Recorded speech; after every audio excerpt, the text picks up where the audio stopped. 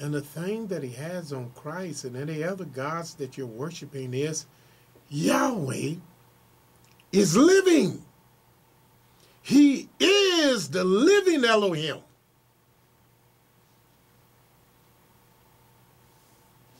That's why you should fear him and fear him alone.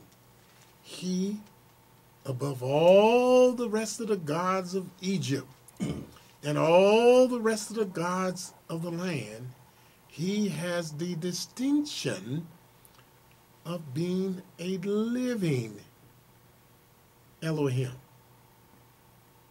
Even Christ acknowledged that Yahweh is the only true and living Elohim. Even Christ had to acknowledge that. Because Yah allowed the wicked man, when he wrote this book, he made sure that any book that's made on the face of this earth will make him the supreme being. He made these other books acknowledge him as the master. Notice what it says in St. John, the 17th chapter. Notice what JC, the Christ in the New Testament, is alleged to have said in John 17, verse 2 and 3. As thou hast given him power over all flesh, that he should give eternal life to as many as thou hast given him. And then he said, notice what Christ is supposed to be saying in red letters, and this is life eternal. In other words, this is eternal life, that they may know thee. He's praying and acknowledging Yahweh.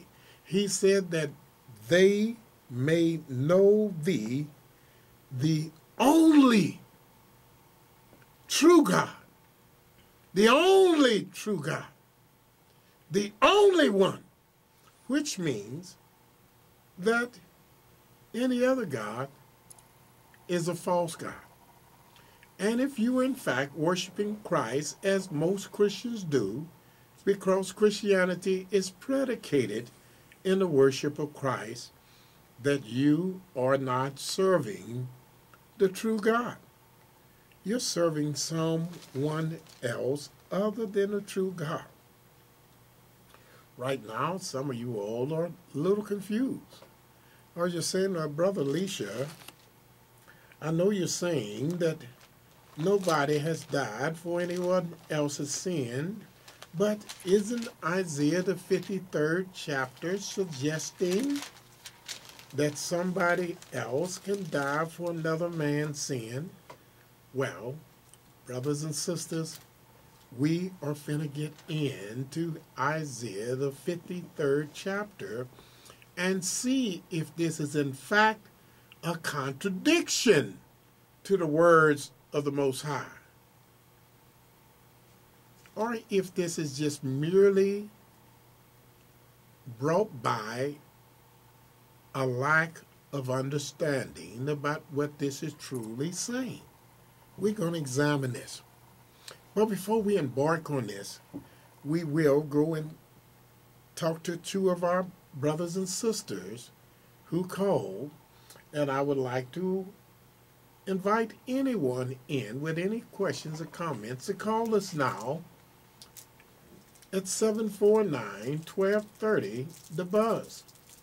And I want you to all know also that I'm on YouTube.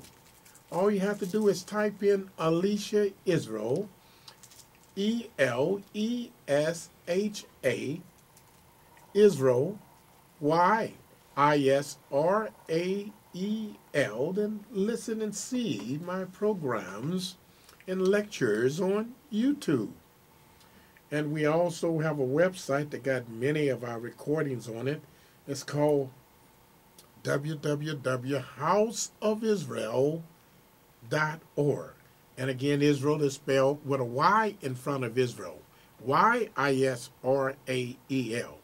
But before we get into Isaiah, the 53rd chapter, let's talk to one of our brothers and one of our sisters.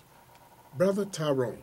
And yes, I want you to have Brother Wells called in because he wanted to ask me something a few weeks ago, and he was cut off accidentally, and I want that beloved brother to call me back so I can address all of his concerns.